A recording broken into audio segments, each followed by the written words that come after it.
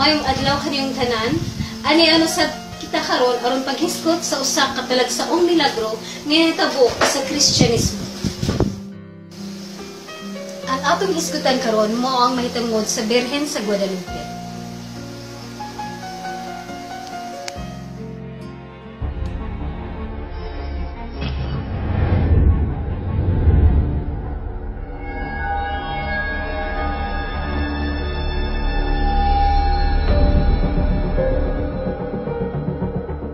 Sa Mexico City, hangtod karon nahimo gihapon siyang inila sa tibuok kalibutan tungod sa imahe sa Birhen sa Guadalupe nga misteryosong mitungha sa panapton sa usa ka Amera Angel.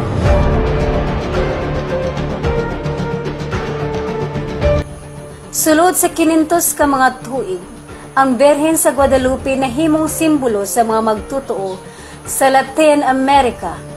Sigun pa sa kasaysayan nga human sa 10 ka tuig nga pagsakop sa Aztec capital nga sa ulahi ginganlan og Mexico City.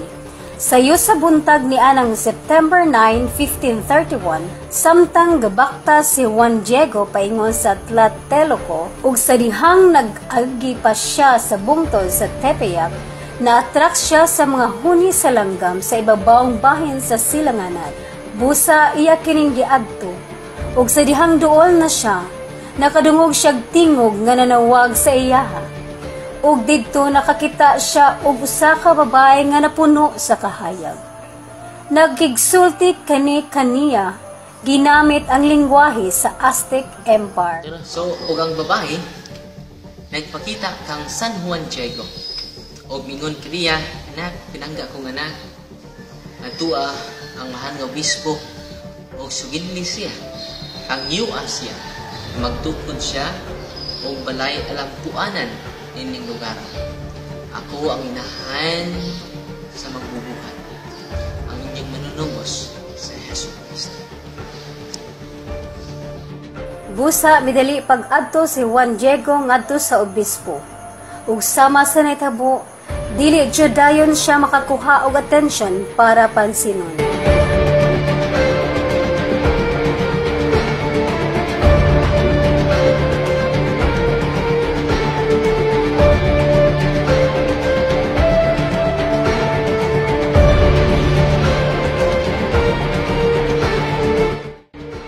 Walay langay mga kaigsunan. Si San Juan Diego miadto bisag layo kaayo sa iyang obispo. Ug yan namatikdan nga adunay daghan kaayo nga mga buluhaton ang mga obispo. Walang ingon na lang balik lang nami sa panahon nga ako bakante na.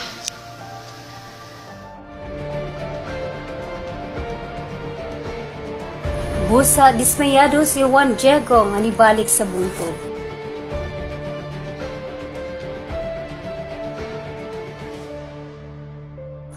Ug niana mismong adlaw nibalik siya sa kasabungtod sa Tepeyac ug nakita na sad niya pag-usab si Santa Maria. Si Juan Diego mapaubsanong naghangyo nga pwede magpadala na lang og lain nga mas labaw pa niya.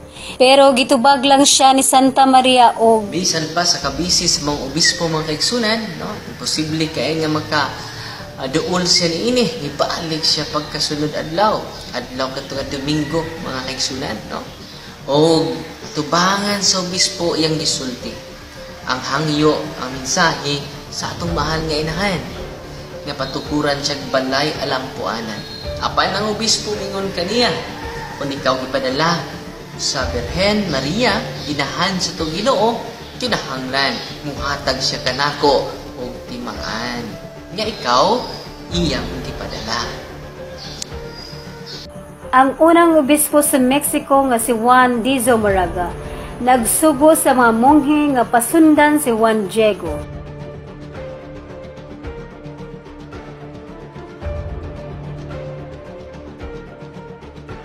Busa gisundan siya sa mga monghe didto paingon sa kakahuyan.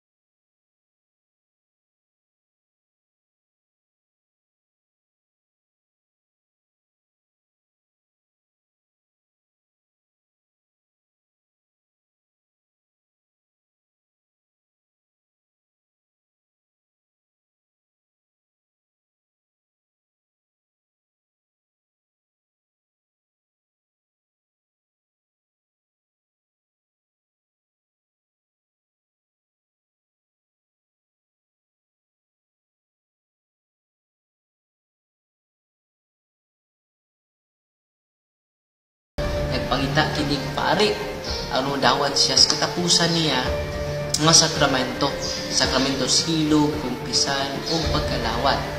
Humo kini nakapasubo ni San Juan Diego o nang ang mahal nga Birhen nagpakita na usab kaniya og mingon, ana, unsa may imong gikagulan, unsa may imong gikabalakan karon.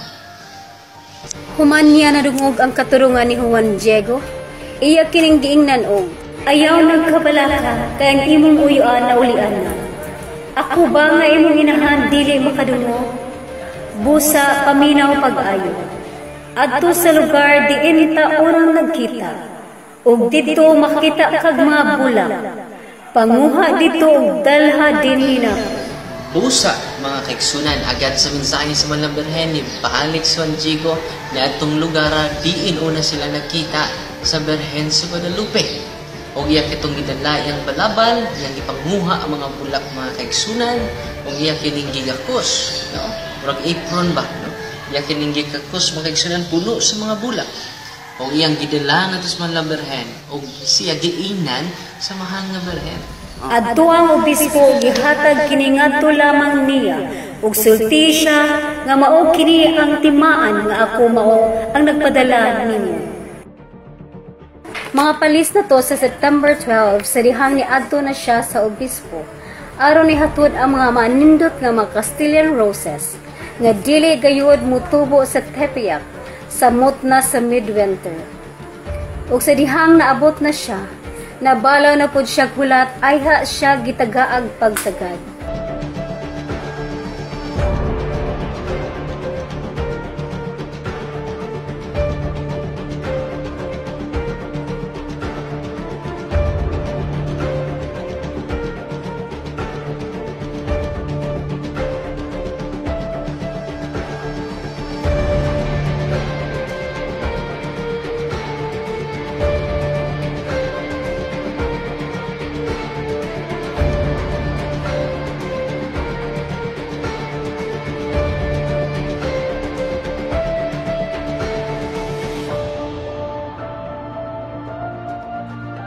Ug sa dihang nakaatubang na siya sa obispo, iya kining gisuginlan nga nagkaistoryahanay sila sa mahal nga Birhen.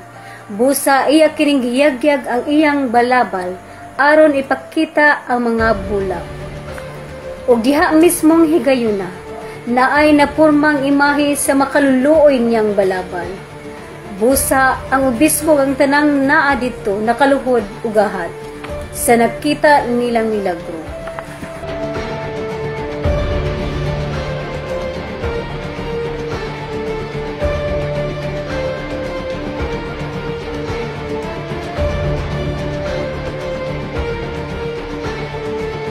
Human nabuhat ni Juan Diego ang iyang buluhaton, midali na pod siya adto sa iyang uyuan nga nagsakit. Ug giingnan siya sa iyang uyuan nga ang mahal na Birhen nipakita niya didto sulod sa iyang kwarto. Ug nagpaila sa tawag nga Guadalupe. Dali mikuyanap ang balita mahitungod kang Juan Diego ug ang Birhen sa Guadalupe pinaagis pagpasa-pasa ug sulti. Niadtong 1990, gibeatify ni Pope John Paul II si Juan Diego ug siya mao ang pinakaunang Amerindian nga gikanonize diha sa kasaysayan sa Kristyanismo. Ug ang balabal ni Juan Diego diin misteryosong militaw ang imahe sa Guadalupe mao ang gitawag og ayate o ang balabal sa pinakapurdoy nga Amerindia. Gamay ra kini siya nga panangton kay mukabat ra man kining mga 50 ngadto sa 75 cm wide.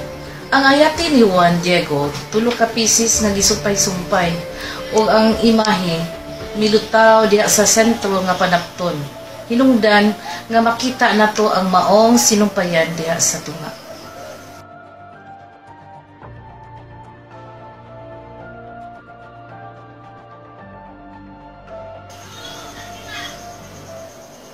Niadtong 1946, ang Institute of Biology sa Autonomous National University sa Mexico City nihatag og scientific investigation sa maong panakton ug nasuta nila nga kini hinimo sa agave fibers Busa ang ayati dili suitable for paintings.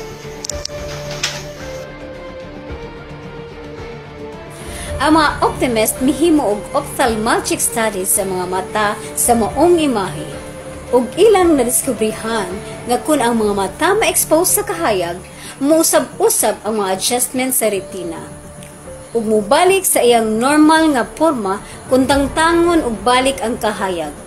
Mahitabo lamang kini kung buhi ang mata.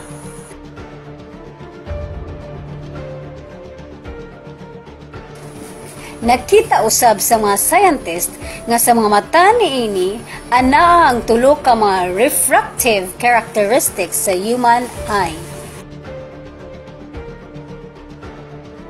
Ug sa dihang gi-undergo og dugang pang scientific examination ang maong imahe pinaagig laser ray, nasuta nga walay coloration sa tubangan ug sa likod nga bahin sa panapton. Sa laptod nga pagkasulti, naglutaw ang color gikan sa panapton, busa wala kini nakatandog. Isn't it amazing? Isn't it surprising? Ang klase sa tela usab nga nagamit mukabat lamang sa gidugayon nga 20 ngadto sa 30 ka tuig. Mapila ka siglong ang milabay, gibuhatan kini replika. Sama ragihapon nga panapton nga gihimo gikan sa magi cactus. Apan human sa mga pila ka dekada, nadugta ang maong replika.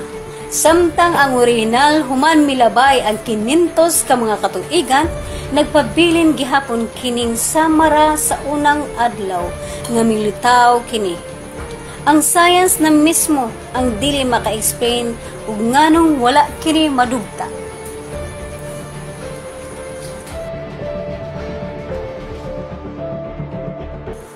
Ni adtong tuig 1791, aksidente kining nayab-an og muriatic acid sa tuong bahin sa Telma.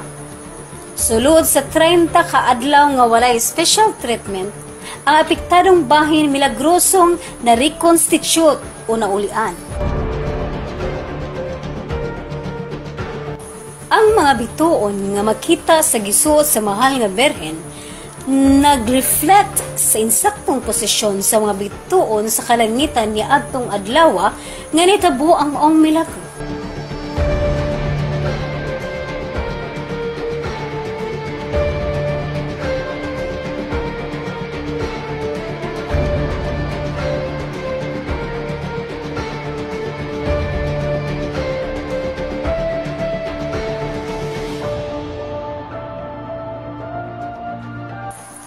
Diha sa tuong bahin sa gisuot sa mahal nga berhen, makita ang Southern Constellation. Sa ibabaw dapit, makita ang upat ka mga bituon nga nagpormang Orpheus Constellation. Sa ubos ni ining dapit sa wala, makita nato ang Libra. Ug sa iyang tuong bahin kadang murag araw, mao ang uluhang bahin sa Scorpio. Ang anaa sa tunga mao ang mga constellation sa Lupus. Ug sa iyang walang bahin mao ang ulahing bahin sa Hydra. Ug dapit sa ubos makita sa matinaw ang Southern Cross ug sa ibabaw nga bahin niini makita ang Centaurus constellation. Ug sa walang bahin sa gisuot sa mahal nga berhen makita ang Northern Constellation. Sa iyang abaga, makita ang Herdsman Constellation. Sa ubos sa walang bahin, makita ang Great Bear. Sa tuong bahin, makita usab ang Berenice Hare. Ug sa ubos ni ini, makita ang Hunting Dogs nga mao ang pinakahayag nga bituon sa Draco Constellation. Sa ubos ni ini, makita ang Auriga o ang Taurus. Nahapsay jud kaayo pagkahimutang ang mga 46 ka mga bituon nga makita sa walog sa Mexico. Niadtong 1921, adunay hangal nga nagpahimutang og bomba sa mismong flower arrangement diin himutang ang maong imahe. Ug sa dihang mibutok kini, nabungkag ang tanang nahimutang sa palibot, samtang ang tilma diin misteryosong mitungha ang maong imahe, wa jud naparug maskin gamay.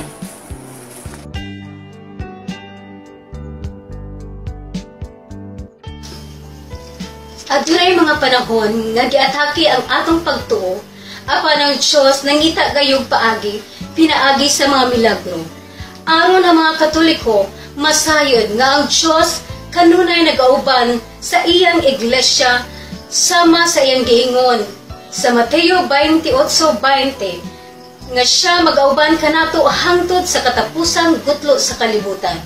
Busa ako mismo nagaanghag ug nagahangyo kaninyo mga igsoon ko sa Iglesia Katolika nga kinahanglan kita nga magmalig-on sa atong pagtuo ug dili kita motuo sa mga laing pundok nga pabiyaon kita sa atong nga reliyon nga mao ang Iglesia Katolika Apostolika Romana.